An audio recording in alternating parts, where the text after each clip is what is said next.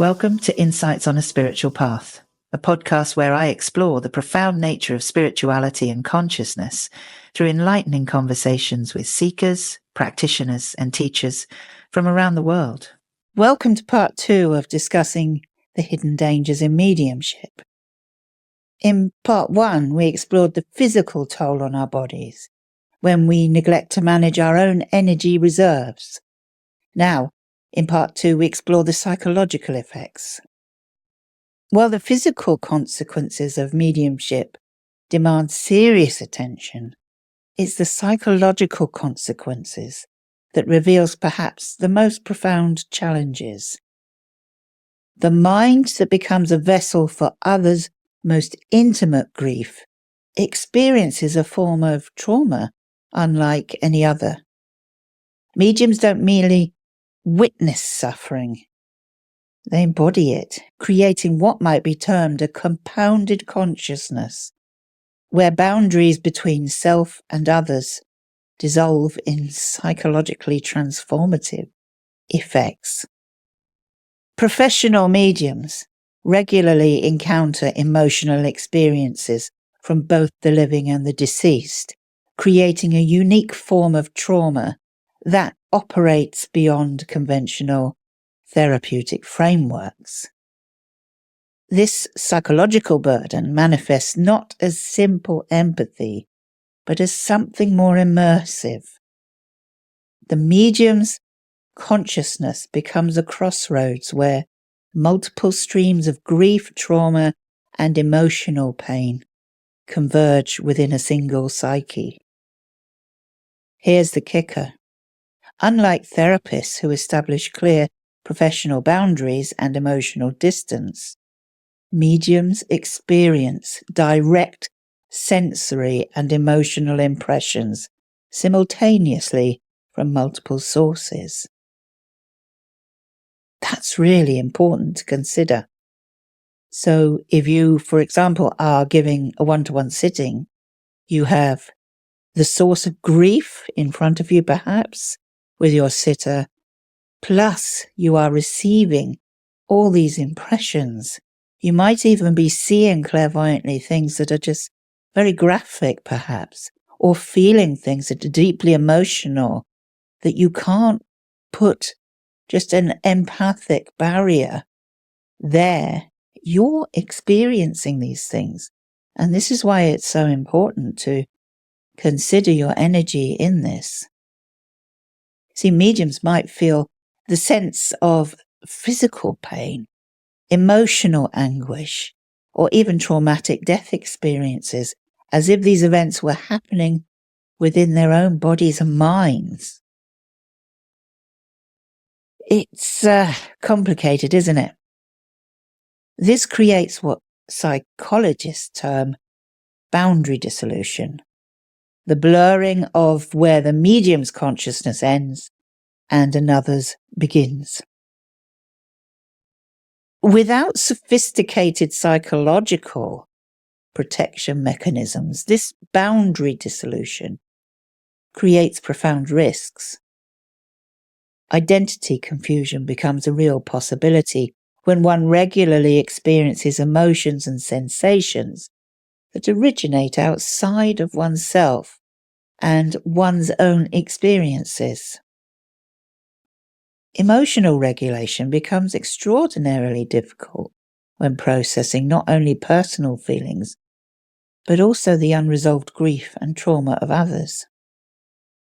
The accumulation of these experiences creates a psychological burden similar to compassion fatigue, which is often observed in healthcare workers, yet with an additional dimension. Research examining professionals routinely exposed to others' suffering demonstrates measurable changes in brain function affecting empathy and emotional regulation centers. For mediums, this neural reconfiguration occurs through spiritual rather than purely interpersonal channels, potentially creating even deeper alterations in psychological functioning.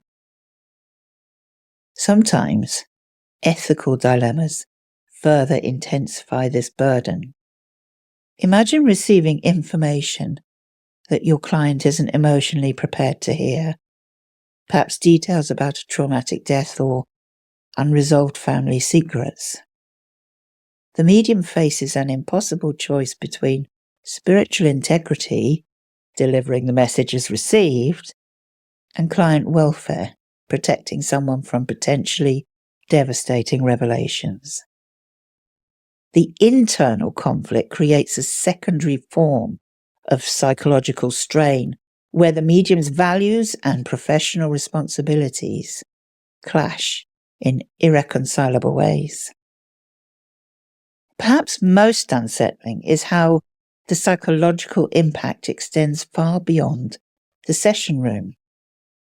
Many mediums report experiencing recurring dreams or intrusive thoughts containing messages for clients long after formal readings have concluded. It's as though the communication channel remains partially open, creating ongoing psychological intrusion into their personal lives. The mind becomes a repository for undelivered messages, creating a constant background pressure that intrudes upon ordinary consciousness. This continuous spiritual receptivity transforms ordinary social interactions into potential sources of overwhelm. A medium might enter a crowded room and sense the emotional states and unspoken needs of others who are present. What others experience at casual social gatherings become energetic obstacle courses where navigating the invisible emotional currents demands extraordinary vigilance. This heightened sensitivity inevitably leads to social exhaustion and relationship difficulties, as maintaining ordinary boundaries requires constant conscious effort. The psychological toll creates a form of secondary trauma, requiring specialized self-care practices focused on emotional boundaries, energy management, and psychological integration. Without these practices, mediums risk developing symptoms similar to post-traumatic stress disorder, including intrusive thoughts, emotional numbing, hypervigilance, and disrupted sleep patterns, all arising not from direct trauma, but from the accumulated impact of sensing and over-empathizing others' most profound suffering. So, in conclusion, what if sensitivity isn't merely a trait to manage, but a profound gateway into consciousness itself?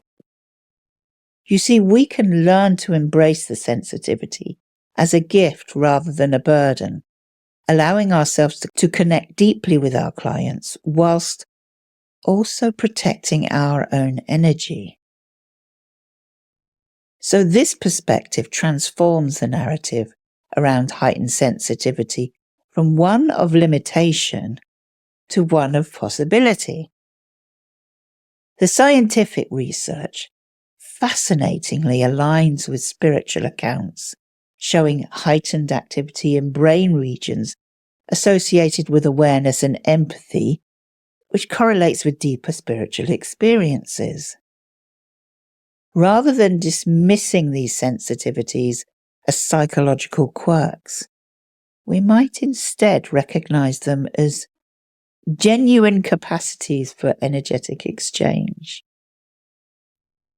For those walking this spiritual path, this very understanding offers liberation. The challenges become not mysterious burdens to endure, but natural aspects of expansion, requiring cultivation. Through this research and personal experience, we're invited to reconsider what lies at the boundaries of our consciousness and what might be possible when we approach sensitivity not as a vulnerability to overcome, but as a profound capacity to nurture. Look out for part 3 coming soon, when we explore strategies to manage emotional and psychological energy and what we can do to safeguard our well-being. Thank you. Thanks for your support on Insights on a Spiritual Path, and please subscribe, share, and check out the great links in the description.